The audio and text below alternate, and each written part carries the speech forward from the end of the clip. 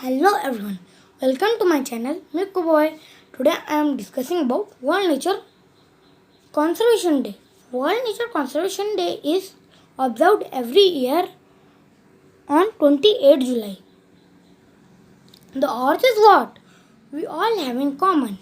Nature is our best friend and gift for all. It provides us many essential things like air, land, water, sunlight, and atmosphere for survival.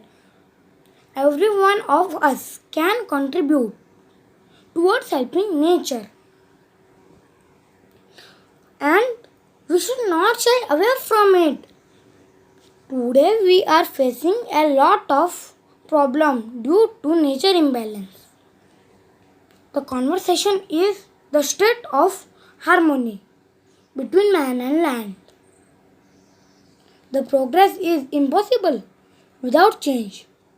Those who cannot change their mind cannot change anything.